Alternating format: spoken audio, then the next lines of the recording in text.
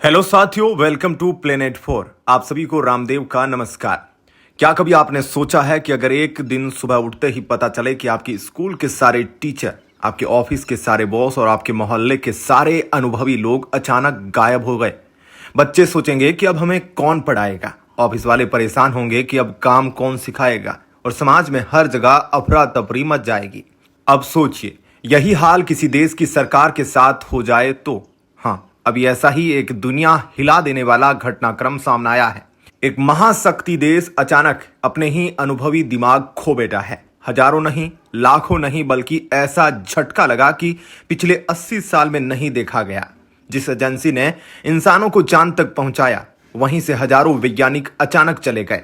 और यह सब ऐसे समय में जब मंगल और स्पेस मिशन की तैयारियां चल रही थी। सोचिए, बिना कप्तान वाला जहाज समंदर में कैसा लगेगा। और यह झटका सिर्फ स्पेस तक सीमित नहीं, स्कूल, स्वास्थ्य, मौसम की भविष्यवाणी, खाद्य सुरक्षा, यहां तक कि रोजमर्रा की जिंदगी को सुरक्षित रखने वाली एजेंसियां, सब में दरार पड़ गई है। कहा गया है कि नौकरी छोड़ो और मोटा पैकेज ले लो। और साथ ही यह भी चेतावनी दी गई कि अगर ऑफर नहीं माना तो जबरन बाहर निकाल दिए जाओगे। अब बताइए, इंसान पैसों के लालच में निकला या डर से? असली सच्चाई शायद दोनों के बीच छुपी है। लेकिन जहां एक तरफ अमेरिका की नींव हिल रही है, वहीं भारत में एक नया तूफान उठ रहा है। चेन्नई से निकला एक ऐप अचानक इतनी तेजी से बढ़ा कि हर किसी को हैरान कर दिया। सिर्फ 3 दिन में यह 300 गुना बड़ा हो गया। और इसकी खासियत privacy, made in India structure और पूरी दुनिया को चुनौती देने वाला जज्बा। यह सवाल उठ रहे हैं कि क्या अमेरिका ने अपनी ताकत खोने के लिए खुद गड्ढा खोदा है?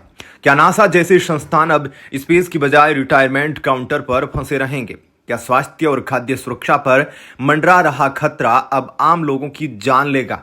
और सबसे बड़ा सवाल, क्या भारत इस मौके को पकड़कर वाकई टेक्नोलॉजी का नया ताज पहन लेगा? अमेरिका में ब्रेन डेड हो रहा है, तो इसका सबसे बड़ा फायदा भारत को मिल सकता है। नासा और टेक सेक्टर में दिमाग अगर अमेरिका छोड़ते हैं तो क्यों न वे बेंगलुरु, हैदराबाद या चेन्नई की गलियों में काम करें। दुनिया की सबसे बड़ी टेक क्रांति अब एशिया में जन्म ले सकती है। अब जरा ट्रंप की नई H-1B नीति सुनिए। पहले यह फीस $2 से $5,000 थी, अब इसे $1 लाख यानी लगभग 80 लाख रुपए तक कर दिया गया।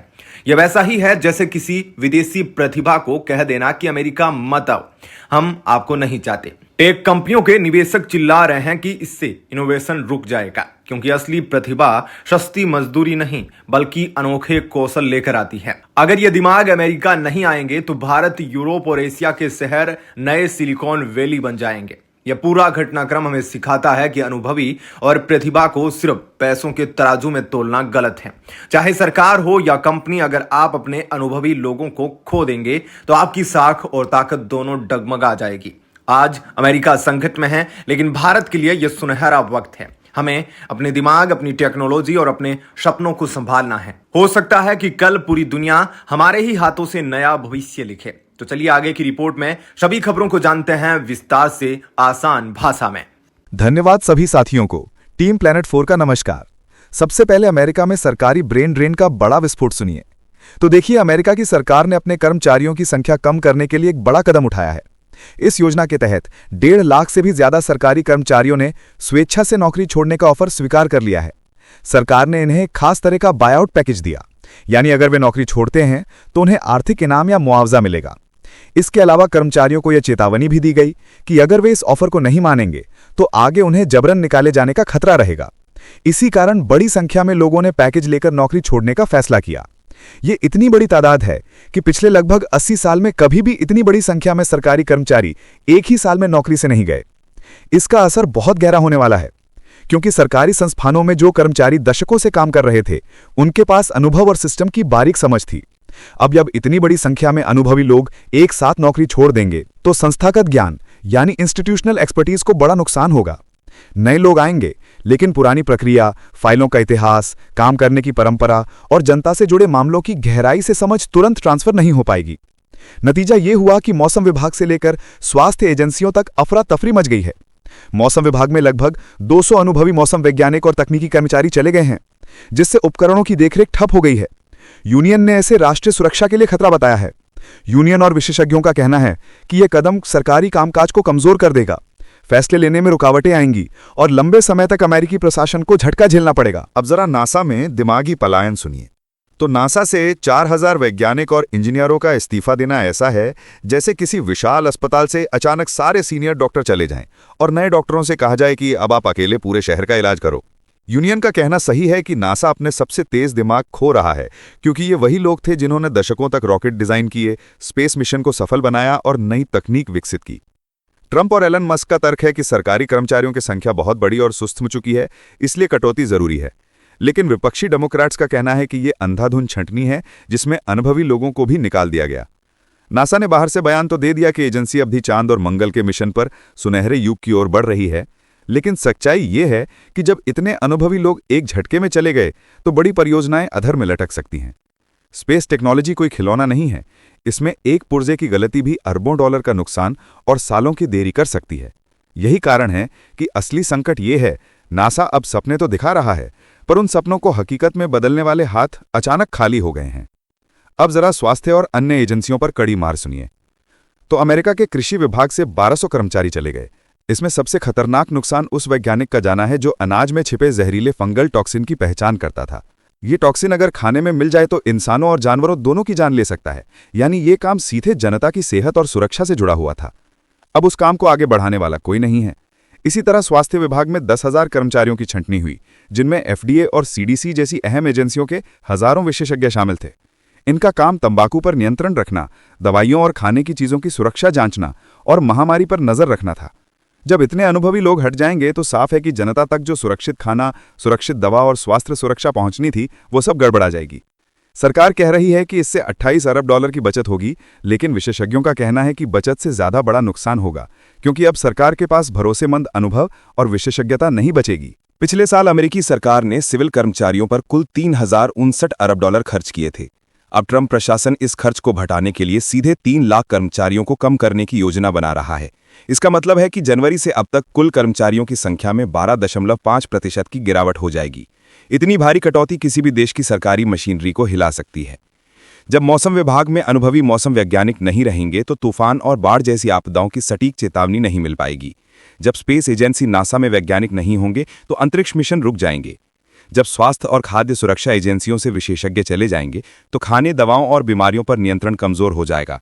यानी मौसम से लेकर स्पेस तक और सेहत से लेकर खाद्य सुरक्षा तक हर जगह दिमागी पलायन ने अमेरिका की साख को कमजोर कर दिया है। ये स्थिति किसी सुपर पावर देश के लिए बहुत बड़ा झटका है, क्योंकि ताकत सिर्फ हथियारों से नहीं बल्कि अनुभवी दिमागों से भी मापी जाती है। साथियों, आगे बढ़ने से पहले आप सभी को बता दूं कि अगर आप देश, दुनिया, डिफेंस और इकोनॉमी की 100 से ज्यादा खबरें एक साथ एक ही जगह पर एक ही समय में फटाफट रोज देखना चाहते हैं तो कृपया हमारे साथ जी टिल्स चैनल पर जुड़िए, जहां हम रोज शाम 9 बजे आपके लिए दुनिया की तमाम सारी खबरें एक साथ लेकर आते हैं। जी टिल्स चैनल का लिंक आपको नीचे डिस्क्रिप्शन या कमेंट बॉक्स में मिल जाएगा। अब सुनिए कि अड़ताई ने कैसे मचाया धमाल और कैसे व्हाट्सएप को दी सीधी चुनौती। तो देखिए, श्रीधर वेम्बू का कहना यह है कि उनकी कंपनी ज़ोहो जिस नई चैट ऐप अड़ताई पर काम कर रही है वो किसी एक कंपनी की प्राइवेट दीवारों के भीतर बंद नहीं रहेगी, जैसे कि व्हाट्सएप है।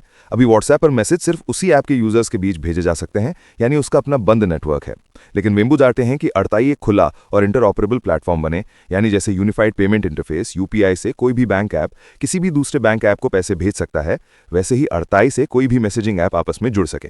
ये एक तरह से डिजिटल संचार का लोकतंत्रीकरण है, जहां एक कंपनी सब पर राज न करे बल्कि सबके लिए बराबरी का मंच बने। यही वजह है कि वेम्बू आईस्प्रिट के शरद शर्मा से बातचीत कर रहे हैं ताकि एक ऐसा स्टैंडर्ड मैसेजिंग प्रोटोकॉल दुनिया के सामने लाया जाए जिसे हर ऐप अपनाकर सबके बीच आपसी बातचीत संभव हो सके। दूसरी बात जो वेम्बू ने साफ की वो है ज़ोहो का पूरी तरह भारतीय होना।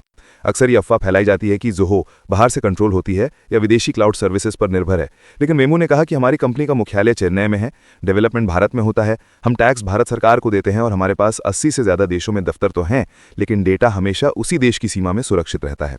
भारत के यूजर्स का डेटा भारत में ही रहता है। मुंबई, दिल्ली, चेन्नई और अब उड़ीसा में बनने वाले डेटा सेंटरों में दुनिया भर में ज़ोहो के 18 डेटा सेंटर हैं और खास बात यह है कि उनका सारा काम अपने हार्डवेयर और अपने सॉफ्टवेयर पर चलता है, ना कि अमेजॉन वेब सर्विसेज, अज्योर या जी क्लाउड पर। इसका मतलब यह हुआ कि अड़ताई पूरी तरह से एक भारतीय टेक इंफ्रास्ट्रक्चर पर खड़ी है और इसकी रीढ़ किसी विदेशी कंपनी पर निर्भर नहीं है। अब जरा अड़ताई की चौंकाने वाली उड़ान सुनिए तो समझिए, अड़ताई नाम की ये चैटिंग ऐप अचानक बहुत तेजी से लोगों की पसंद बन रही है। सिर्फ 3 दिनों में ही इसके डेली नए यूजर्स की संख्या 3,000 से बढ़कर 3,50,000 तक पहुंच गई, यानी 100 गुना की जबरदस्त छलांग।